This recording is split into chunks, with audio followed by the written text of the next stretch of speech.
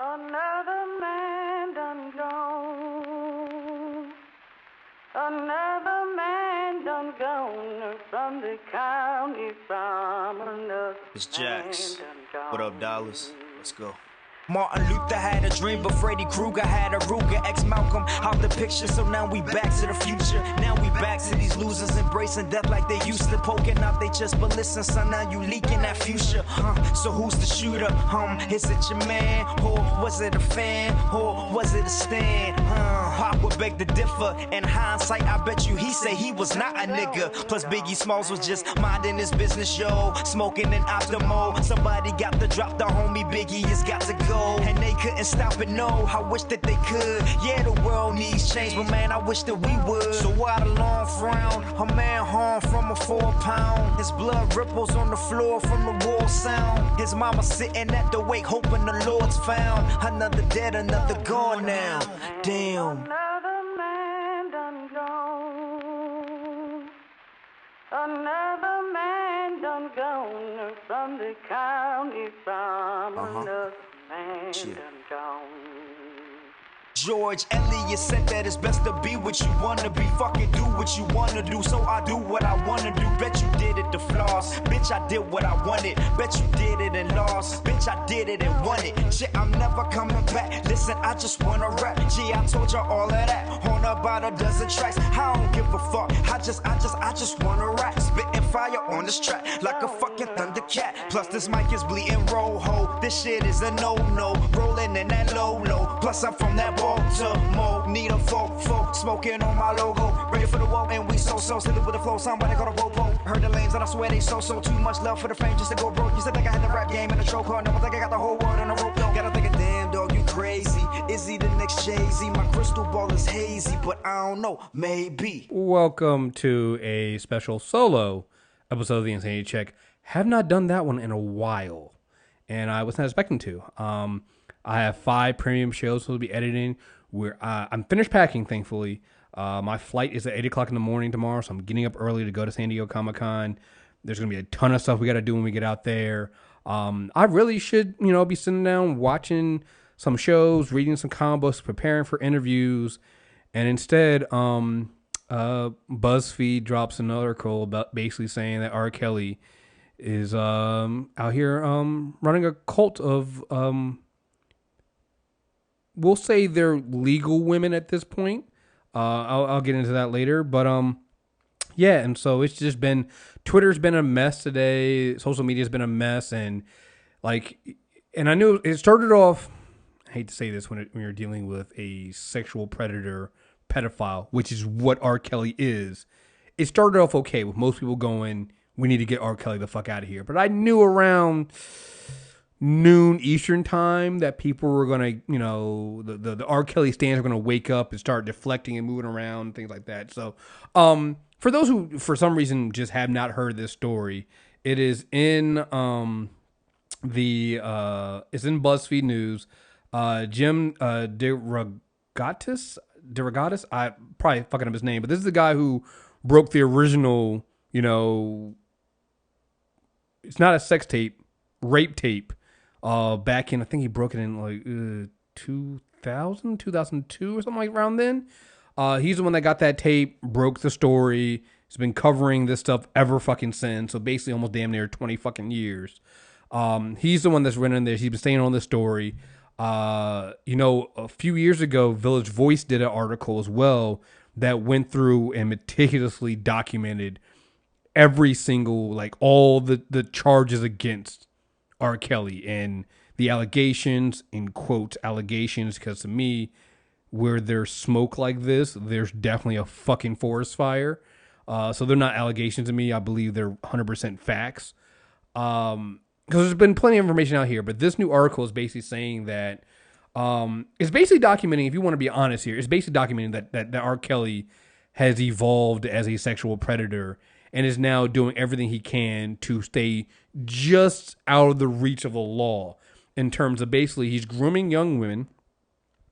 And they call it a cult here, but that's really what he's doing here. He's basically separating these women from their families, making them basically pledge allegiance to him, controlling I saw some idiot white woman try to claim, well, this is just him having a poly relationship and it's just BDSM. No, this is not what he's doing. At one point in the article, it was a personal assistant of, let's see, it's a former personal assistant of R. Kelly.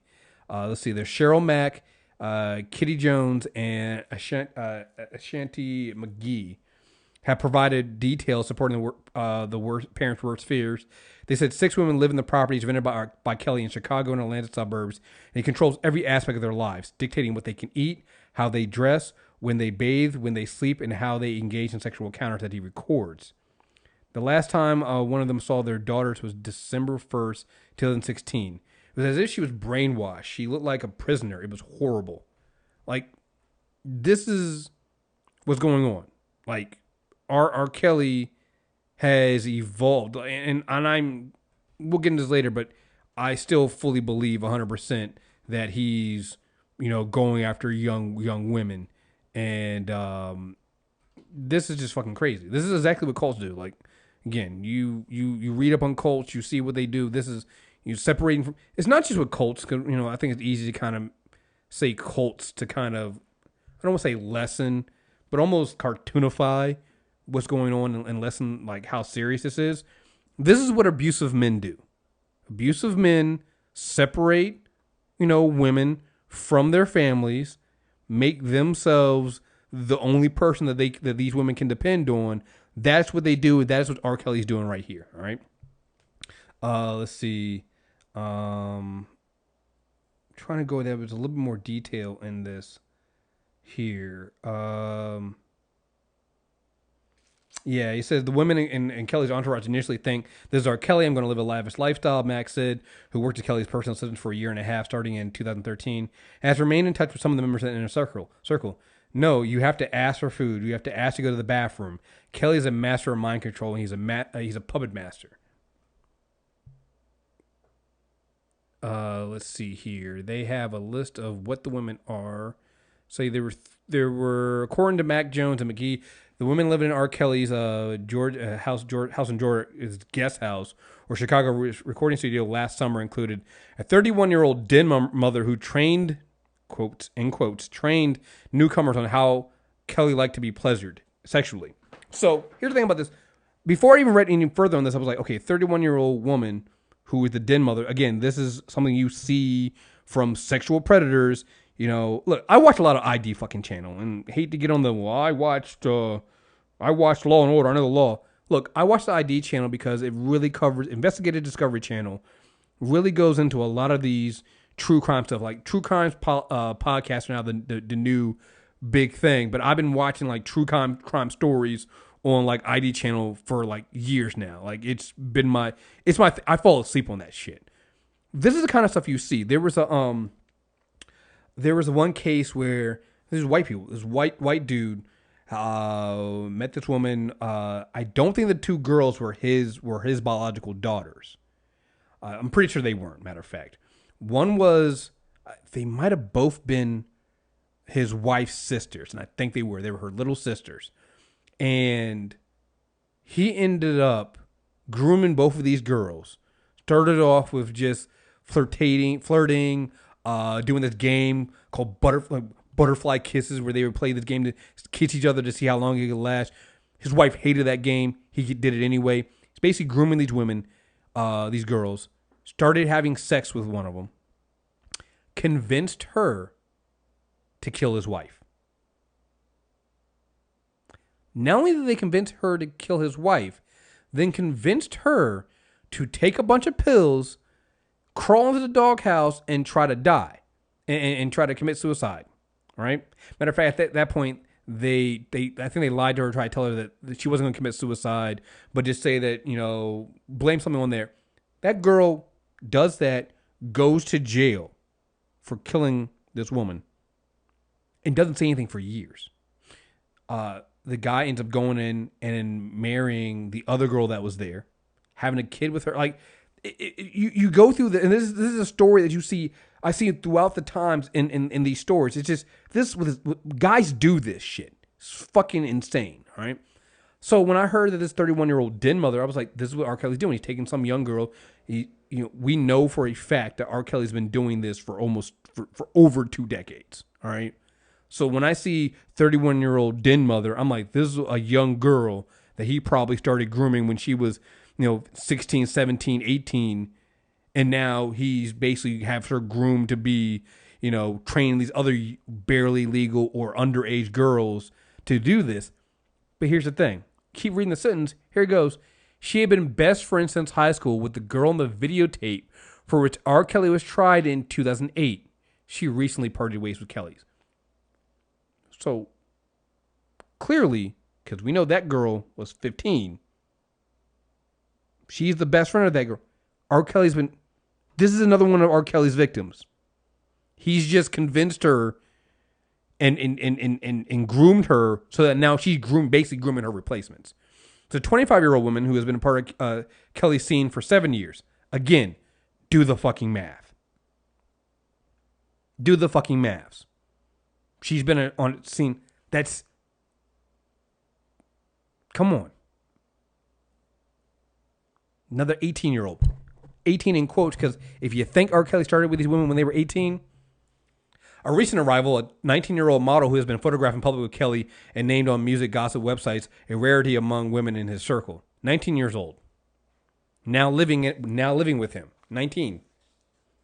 Remember, at this point, R. Kelly's 50. It's a 50-year-old man. This girl's 19. An Atlanta songwriter who has begun a relationship with Kelly around 2009. When she was 19, she's now 26. And an 18-year-old singer from Polk County, Florida, Max said the Florida singer is Kelly's favorite, his number one girl. 18. Now his number one girl. She's 18 now. Max Jones and McGee claim the women who live with Kelly, who he calls his babies, are required to call him daddy, must ask his permission to leave the Chicago recording studio or their assigned rooms in the guest house. Kelly rents near his own rented mansion in the suburban Atlanta. A black SUV with a burly driver behind the wheel is almost always parked outside both locations. Keep this in mind when I later go on about how guys are black dudes are blaming black women for enabling R. Kelly while ignoring the men around R. Kelly that are clearly in on this shit. All right. Kelly confiscates the women's cell phones, they said, so they cannot contact their friends and family. He gives them new phones that they are only allowed to use to contact him or others with his permission. Kelly films his sexual activities, McGee and Jones says, and shows the videos to men in his circle. Again, remember that when I go back to this idea of if women just stop supporting R. Kelly, he'd go away. Remember this. Mac, the star's former personal assistant, said Kelly almost always tells the women to dress in jogging suits because he doesn't want their figures to be exposed. He doesn't want them to look appealing. When other men are in the same room, Kelly would make the girls turn around and face the walls in their jogging suits because he didn't want them to be looked at by anyone else.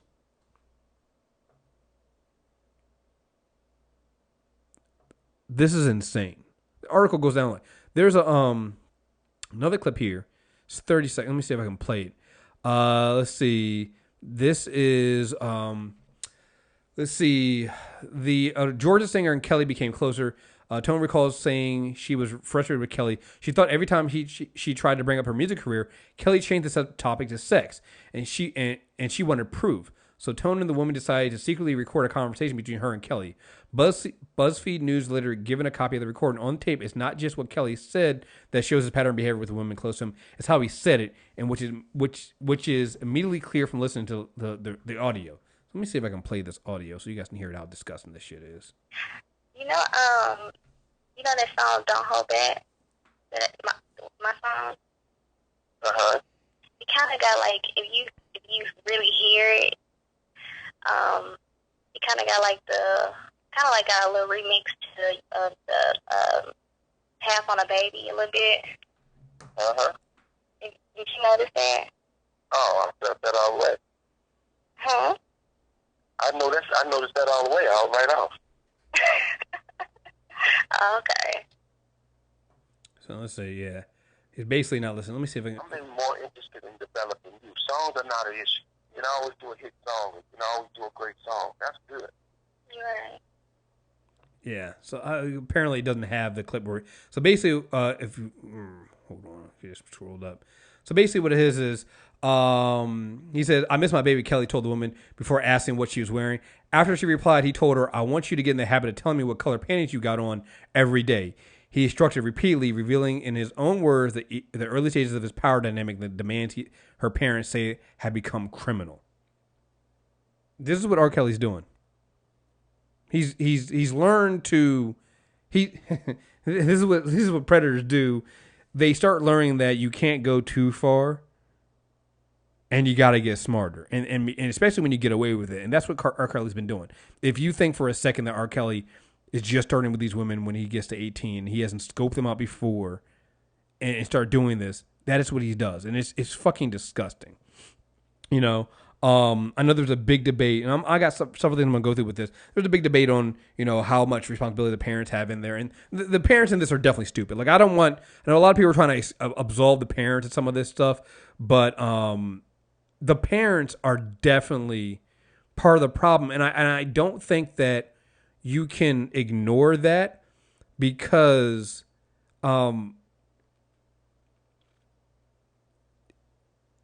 it's part of a pattern of how R. Kelly exists. Like, the parents in this have ignored it. Like, here's one part here. It's like Teresa says that she initially let her daughter spend time with Kelly because it was supposed to be a music relationship. She now regrets the decision. My thing was trust. My thing was trusted. I had never been in the music industry before, Teresa said. He's a lyrical genius, which I highly disagree with. There's nothing lyrical genius about R. Kelly's words and his songs. If you listen to his songs, they're sixth grade lyrics. Like, you can like them, they can be catchy, but there's no lyrical genius shit about R. Kelly's songs, okay? You know, you remind me of my Jeep. Get the fuck out of here. That's not fucking... Anyway.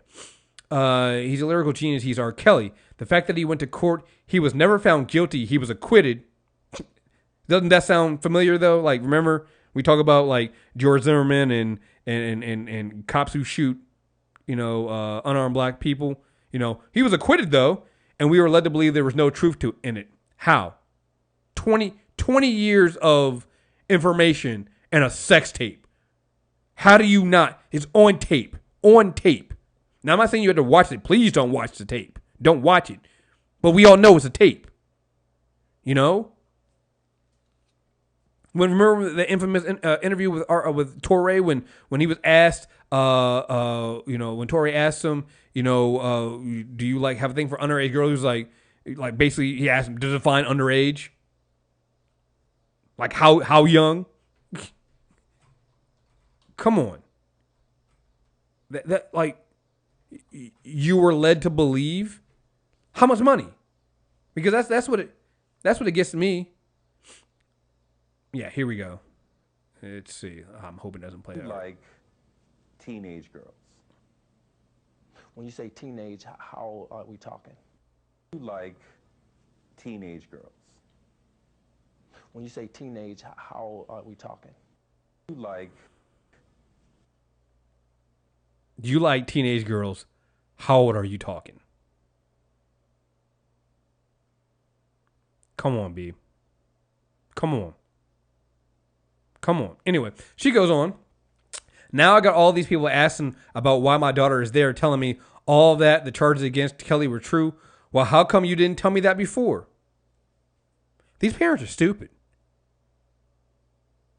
These parents are stupid. Like, there's no ifs, ands, or buts about it. These parents are stupid. And it goes along with the idea of, you see this, again, some stuff you see when it comes to pedophile and abuse and things like that. There's a lot of people around that will let that shit slide.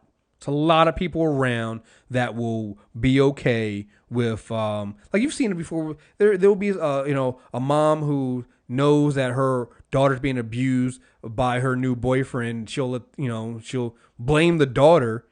There's another thing too. Just in our community, we've seen this before. With the idea of fast-tailed girls. The idea that somehow the reason why these older men are preying on younger girls is not the older men's fault. No. These girls are seducing these older men. That's what the problem is. The problem's not with the grown-ass men. It's with the young girls.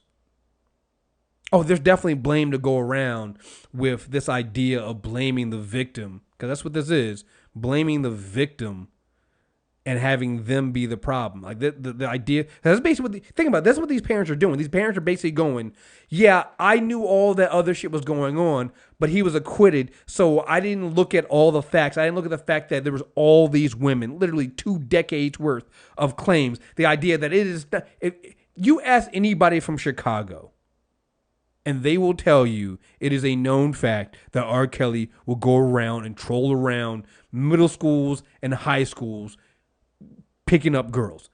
And look, it's not just R. Kelly. There was an R&B group from Baltimore, Drew Hill, where one of their members would do the same thing and go around and be picking up young boys and young girls. And it was a known thing. Grown-ass men hanging around middle schools and high schools, and it ain't because they're picking up their sons and daughters or nieces and nephews. No, they're picking up conquest. They're picking up men and women, young girls and boys they can later on groom into being sex objects. All right, this is things that happen, and people knew it was happening.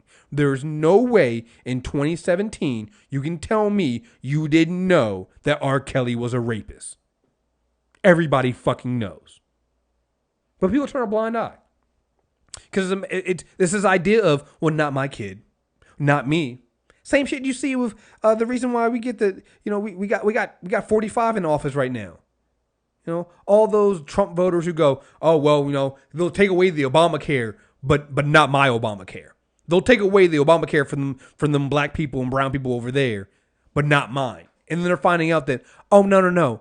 He's taking away your shit too. Now they want to fucking cry. Same thing as with these parents. It was okay when it was somebody else's kid. They could believe that it wasn't them. They could believe that, oh, I can protect him. Yeah, I'm throwing my daughter in with a known sexual predator.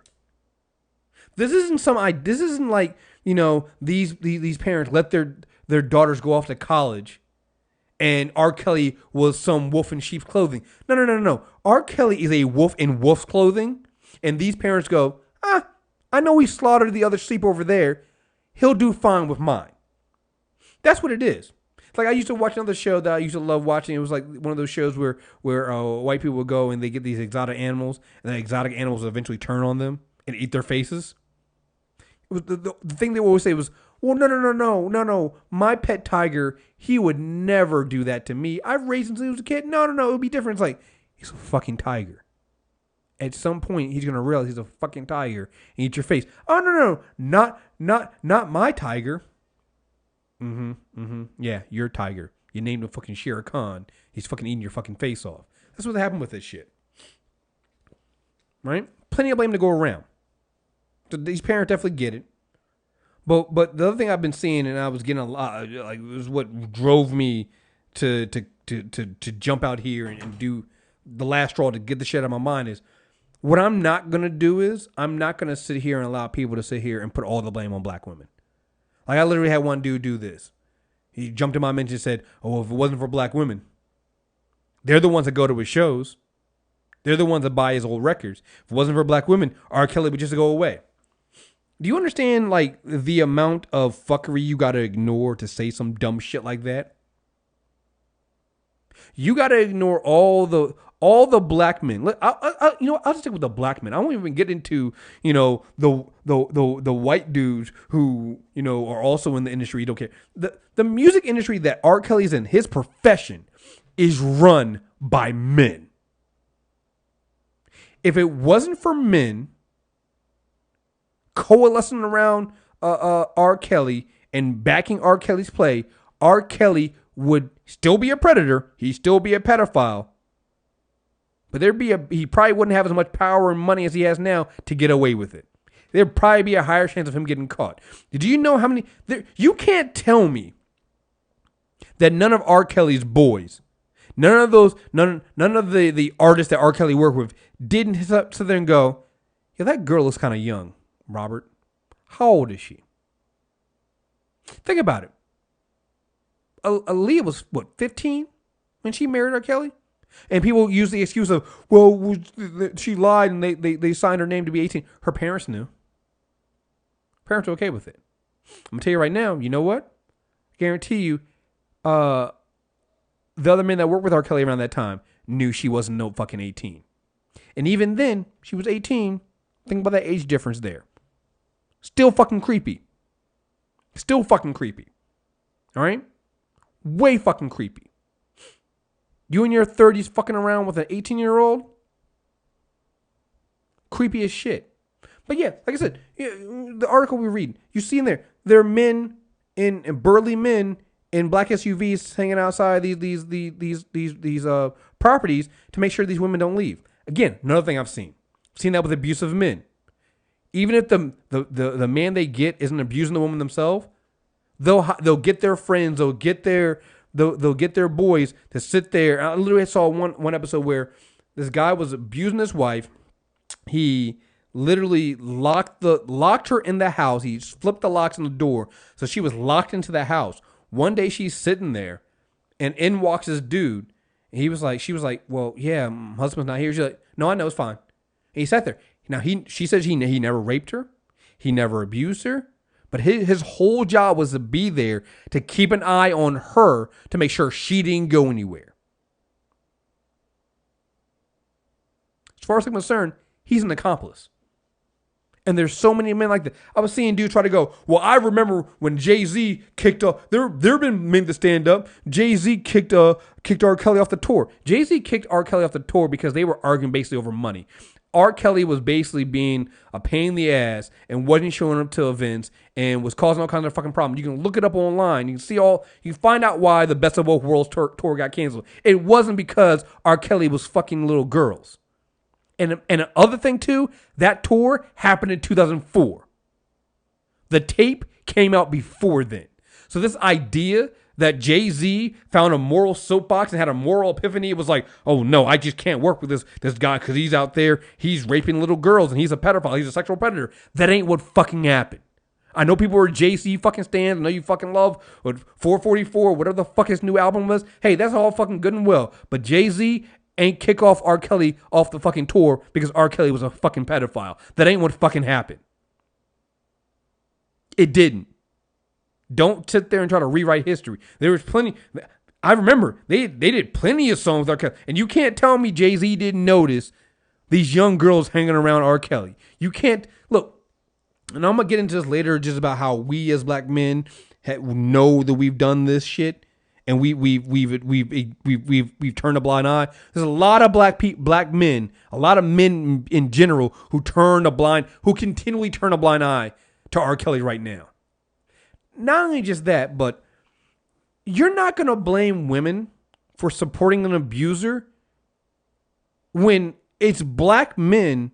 I'm not even going to just put this on black men. It's men in general. Through the society and sexism and patriarchy, through everything we've done, has literally been grooming and teaching women that that's what they need to do. Men have been basically teaching women and telling women that if we are sexual predators, that there's nothing they can do, and the best they can do is just support us anyway. That is what we have done. And this idea that all of a sudden now it's women's fault. Oh, women just stop supporting them. Are you fucking serious right now? We live in a society where the same men telling, well, women just stop supporting R. Kelly. Well, he would just go away. These are the same men who then go and when they see that there's 50 women that came out against Bill Cosby, go, I don't fucking believe them. So you got decades, centuries of telling women you don't fucking matter. Your opinions on abuse of us abusing you don't matter, and that you can't believe us. You've groomed women to believe that, and then you're gonna sit there and blame them because they're not stepping up. When the fuck are we gonna step up? When is that the thing? Then you got all these black men going, You know, we just did the Dr. Wesley Muhammad thing with the black man is God. The black man is God. It's funny. The black man is God until it's time to stand up against, like, you know, a black man who's being a pedophile. Then all of a sudden we go, oh, well, we don't have any power. It's black women. Or it's the white guys who run the industry. It's we as black men, what can we do? If every black man in the music industry said they ain't fucking with R. Kelly is done. If every black man goes, if you work with R. Kelly, I don't fuck with you. That person is... R. Kelly's music ain't even that fucking good. Ain't nobody turning that shit down. Ain't nobody gonna cape for R. Kelly if every black man in the industry said, I ain't fucking with R. Kelly because he's a fucking pedophile and that's it. You fucking kidding me right now? But instead, no, it's fine. We let that shit slide. That's the black man is God, but we can't do anything like that. You know, you spend all this, you got these dudes, all my mentions talking about some, you know, no, it's black women. What can we do about? Yeah, it's funny. You know, before this, you know, black men are always talking about how we got to protect black women. We have to do this. We're the heads of the household, blah, blah, blah. So it's time. It's great for us to demand, you know, respect, and we need the big piece of chicken because we're the protectors of black women. But when it comes time to actually protect black women, you niggas hide. You cower in the back and go, oh, well, there's nothing really can do. Oh, you know, Master got us not here. We can't be over there talking top of Mr. Kelly because that's the white man over there keeping them going, and the black women like him too. So there's nothing we can do. Yeah, what the fuck? Get all this shit to talk about how you want we're God. We can do this. We're the leaders. Women follow behind us. You know, we want to be fucking leaders so fucking bad. We want to declare we're leaders. We want to declare that we're the ones that women fall behind us and that we're the strength and all this other stuff. But when it comes time to actually show some fucking strength and show some fucking backbone, niggas don't do that shit. All of a sudden it's, oh, well, no, it's women on that. No, R. Kelly, that's women's fault. Oh, no, that if women didn't support him, you know, R. Kelly would just go away. Meanwhile, how many black men are making money off of fucking R. Kelly? Who's producing his songs? Who's running his security? Who's his DJ? Who's mixing his music? It ain't women. Ain't women. Who's doing features with R. Kelly? Who's going out there and doing on tour? Like I said, Jay-Z had no problem going on tour with R. Kelly. The minute there was a tape, you could have been like, fuck that. Nah, nigga, we ain't doing that shit. Nope. Wasn't until R. Kelly started fucking up his money and not showing up that Jay-Z decided to kick him off the tour. Had nothing to do with pedophilia. Nothing to do with that.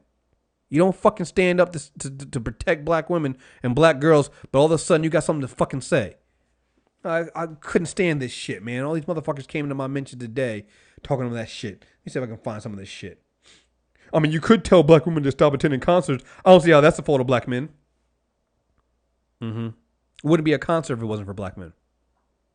You know, the buck stops at the fact that it is a black man who's doing, you know, the predatory thing. So honestly, it all does come back to black men because you can start with the actual black man doing the sexual predatory shit and being a pedophile. Could start with there, but no, it's not our fault. Nope.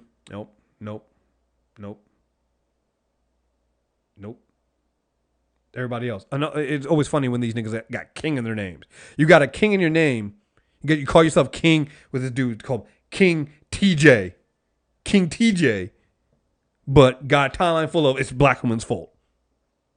Because that's what kings do, right? Kings blame their queens. All right, nigga. All right. Black women keep him relevant. Just go to his shows. Right. Wouldn't be no show without black men. And again, that ignores the idea. Like, these dudes always get systemic racism, right? They get the idea that, you know, the power structure in this country and the racism in this country and the systemic racism in this country is what been working to keep black people down and affects them in their lives because they're men. The man, you know, what they're doing and what they've done here is stacked up against me and how that makes, you know, it affects you mentally. They get that shit. But when you start going, well, that's kind of the same thing that men do to women, where you literally any other fucking day you can go on Twitter and you see women talking about rape and dudes going, well, it was probably what you were wearing. And it's only so many times you can hear, you know, you have people telling you it's your fault. Again, we all grew up on this. We grew up hearing that, yeah, that dude is wrong for that, But look at what that girl's wearing. Of course he's gonna look. Of course he's gonna cop a feel. You grow up hearing that.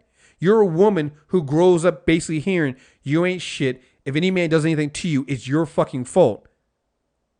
So when you hear it happen to somebody else, you basically go, well, no, I'm not blaming a woman for that shit. No. The buck stops at us for creating an environment where that shit's okay. Which leads to another thing. So, and this is actually what I was actually really was getting me down. I even wrote this shit out because it was just sitting in my fucking brain, driving me fucking crazy. I see these derailments happening anytime R. Kelly's brought up. And one of the common derailments I always see is, oh, so y'all gonna go after R. Kelly, but what about, and they insert some celebrity on some other problematic discussing shit. Like when it comes to R. Kelly, the good ones are Roman Polanski, Woody Allen. Now, first of all, the thing I always find funny about that is, ain't nobody checking for Woody Allen or Roman Polanski to begin with. If you ask any regular person when the last Woody Allen or Roman Polanski movie is they saw, they ain't gonna mention. Now, that's totally separate from the idea that the entertainment industry, yes, protects pedophiles, particularly male pedophiles. We know that, all right? But here's the thing, all right? Ain't nobody else really checking for Woody Allen or Roman Polanski, all right? Nobody's doing that shit. Oh, y'all don't talk about Roman Polanski? Yeah, because I ain't watching Roman Polanski movies. Roman Polanski does movies that, first of all, they're those art house bullshits that, only a handful of people watch anyway. They're not made for mainstream consumption. So there's that. Second of all, fuck Roman Polanski. Fuck Woody Allen. But right now we talking about R. Kelly. But I just fucking hate that shit. And so that there's always that derailment of, oh, y'all ain't talking about that because you did this. And so let's stick with that, but I'm gonna come back to that in a minute. I want to say this first. I believe in atonement. I believe in forgiveness, and I know with the way I've always come off on some things and just sticking with people that have had done horrible things in their past. I know it always seems like I don't believe in that shit, but no, I believe that. I believe in people changing for the better. I believe that and I believe this because that's me. I'm still problematic, but I was way worse before. And if you listen to the Insane Check as long some of you guys have, you know this. Like there have been some problematic stuff like misogynistic, homophobic, transphobic, you name it, I've done it. I made this Serena looks like a man jokes. I've shitted on Beyonce. Like all that stuff I've done all that shit. That shit is there. I don't try to run from that shit. I'm not one of the goes going, well, I would never say. No, I did. I was that guy. I've changed. And I don't say that shit no more. And I tell people that shit's wrong. But here's the point. My changing and the fact that I've grown, that doesn't erase the fact that I didn't said those things. Like when I was in college, like the atmosphere was you could be homophobic. Like being homophobic and God forbid transphobic back then, yeah, shit was okay. And I was one of those those classic homophobic ones, the ones like, nah, man, I have no problem with gay people. I think gay people are cool. As long as they do that gay shit over there and I don't see it, it's fine. Like that was me. And you know what? That was a lot of us. A lot of us were okay with that shit. All right? But here's the thing. And now I look back at it and going, oh, that was terrible. That was wrong. Say that and I call that shit out now when I see it. But here's the thing. I did do that. Now, to my knowledge, what I'm about to say has never happened, but I want to give you an example of this. Now, to my knowledge, this has never happened, but what if my homophobic jokes back in college led to some gay kid killing himself? I used to make fat jokes all the time. I've toned that way down. Like, shit, when the whole Chris Christie thing happened with him on the beach, oh, there were a lot of people that making fat jokes, and I was tempted. I was tempted to fall off the wagon. I didn't do it. Trying to be better.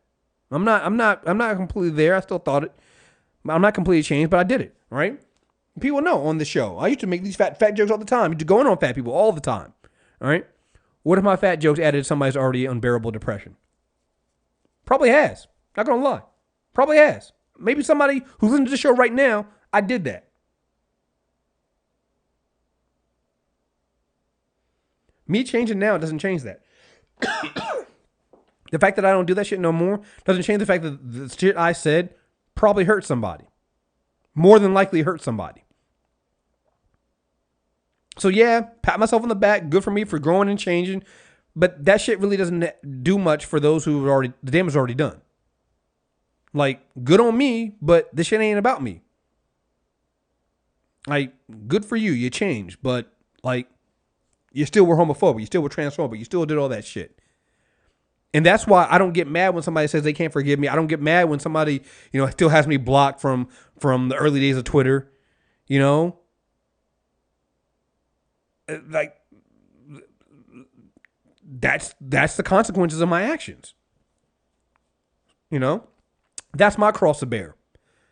The reality being a terrible person in the past is that there are going to be some people today that don't fuck with me. There's going to be a limit. There might be a limit to how far I can take the MTR network, the Insane Chick, and everything else because of what I did earlier in my past is going to come back to bite me in the ass.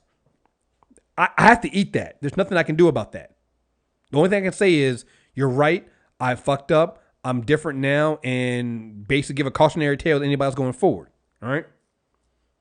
Doesn't matter if those were the times. Doesn't matter if, there was a time when you being a black person and being able to vote, was socially acceptable. There was a time, and shit, there's still sundown towns now, where, lynching niggas was socially acceptable. Just because something was socially acceptable back in the day doesn't mean it was right. It just means there's a lot of people, horrible people doing some horrible shit. That's it. Those were the times. It's not a valid excuse. I'm not owed acceptance of my apology. I'm not owed the time and forgiveness of those communities I've recklessly attacked. None of us do. The fact that people stuck by me, and it's mostly black women who stuck by me through all that shit and took the time to guide me to where I am, that's some of the greatest fucking charity ever to exist. Fucking charity. I've never gotten charity like that before. And that's what it is. It is charity because none of it was owed at all. And I'm saying all that to say, I don't believe that I'm saying that if I don't believe that I'm owed any, forgiveness or owed an acceptance of my that I've changed and I'm on your side. If I don't believe that I've done that, and I'm quote unquote one of the good guys TMs, good people TMs, if I'm one of those, what the fuck makes you think that a known sexual predator who hasn't changed 1 inch for the better, and matter of fact, he's done leaps and bounds to go the other fucking way, is owed any of that? If the good people, quote unquote, don't deserve that, what the fuck makes you think a dude who don't give a fuck does? He has been operating and escalating for the past 2 decades like this. This isn't about it happening a long time ago. So that's when people go, well, it was a long time ago, we should just forget it and move on. I'm saying that even if that was true, no. Your past comes back to haunt you. We know this. That's just a fact. You got to live with that. But here's the thing. R. Kelly isn't even on some, my past is my past and I just got to atone and people don't fuck with me. That's just what it is. He's escalating. Say what you want about Roman Polanski and Woody Allen and them. Disgustingly, they are. They don't, from what we see and what we know, they don't seem to be escalating. If they are, fuck them. I mean, it's still fuck them because they're fucking disgusting. But what R. Kelly's doing right now is so unique and so far beyond the pale that to even sit there and go, well, y'all don't talk about R. Like, that's already a bad thing to compare him to Roman Polanski, who, by the way, was convicted actually and then ran from the country and got basically exiled him from himself from the country so that he doesn't get it. Because if Roman Polanski steps foot in the United States, he will have to serve out his fucking sentence. So that's already why the Roman Polanski thing is a terrible comparison, because Roman Polanski was actually fucking convicted. He was actually convicted of the shit, you know? He ran before he was actually sentenced. Like, this is a different kind of monster than we've seen. So this idea that people were a long time ago, and oh well, you don't talk about this. It's like R. Kelly is unique in the fact that he's continuing, and if you know anything about cults and abusive people, this BuzzFeed news article is disgusting, and it is frightening at what this man is fucking doing right now. And to see people sit here and try to blame black women or to downplay the idea of what men have done in this, it is fucking disgusting. To sit there and try to deflect to other, like, well, I'm not going to blame, I'm not going to bring down another black man. Like, fuck you. I don't see a black man when I see fucking R. Kelly. I see a human piece of shit. Come the fuck on. Like, people go, well, we all support. I saw somebody tweet something of we all have problematic faves. Listen, my problematic faves say some fucked up shit. Like, I went to go see Bill Burr not too long ago, and he made some transphobic jokes. It was like kind of cringeworthy. The rest of the show was funny, but he had some cringeworthy jokes in there. That's a problematic fave. Bill Burr, problematic fave. I didn't see him yet, but I heard the Dave Chappelle specials were funny and good, but problematic. Problematic. You know what's not problematic? R. Kelly being a sexual predator who goes after young girls and is a fucking pedophile. That's beyond problematic. All right? It's well beyond problematic. We are in full-blown get this nigga the fuck out of here territory with that shit. And even worse than that, R. Kelly's music is sexually based and based on relationship. So this nigga is singing about being a pedophile. He is the most financially successful. He has turned being a pedophile into a business model. He is making money selling records that are basically him serenading underage girls. What the fuck are you talking about? The songs ain't even that fucking good. Well, I just like me some R. Kelly music. Are you fucking serious? Songs ain't even that good, but are you fucking serious right now? He leans towards young underage girls, and your whole thing is, well, I still like that music. Are you fucking out of your goddamn mind? The fuck is wrong with you? Like, I'm sorry. I had to get all this out of my head before I go to San Diego. We got some really great stuff. We got confirmed. I can announce it now. We got confirmed for at least the Black Lightning Room for San Diego Comic-Con. We got some interviews hopefully with Supergirl that we're gonna be doing. There's a lot of stuff we got coming out here for San Diego, and I can't have this pedophile bullshit in my head with people caping for R. Kelly. I had to get it out. So I'll put this episode out, and it'll be extra on the feed. There will be again, if you're a premium member, I know we had an influx of people sign up to be premium members the last couple of days. There's going to be at least 5 new premium episodes coming out that we have. We have 2 comic book clubs, Nostalgia, Playing Dead, and a Nostalgia review. All this stuff coming out, so you can check that out on the feed. But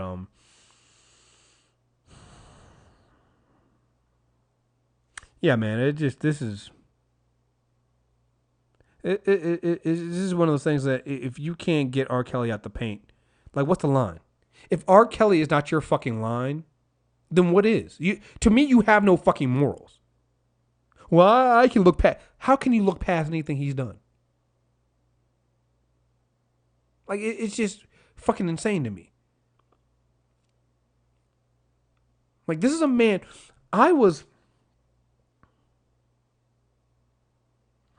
had There were, you know, when the Aaliyah marriage. When was the Aaliyah marriage? That was because his marriage to Aaliyah was. I think I was in high school.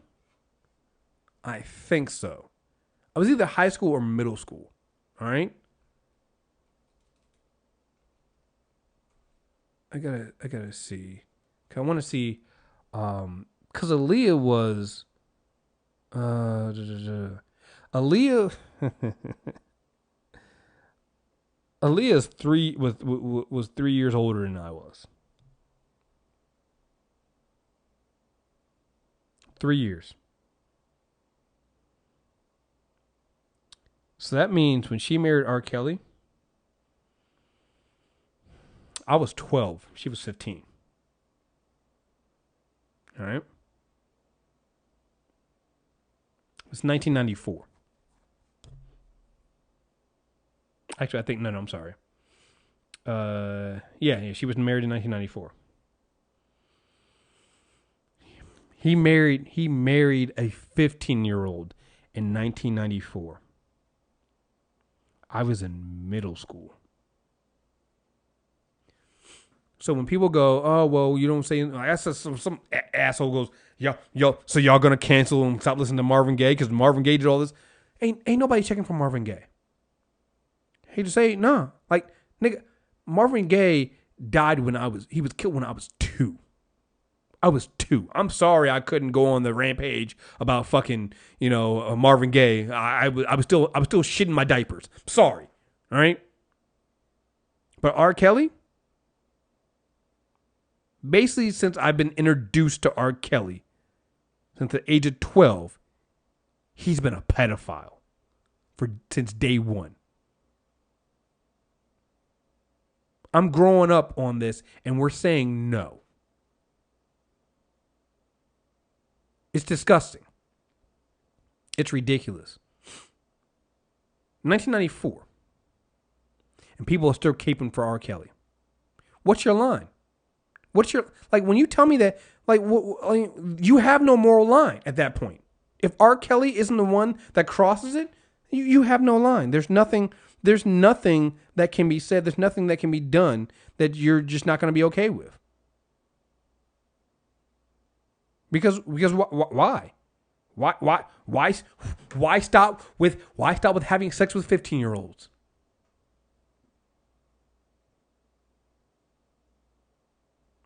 Why stop?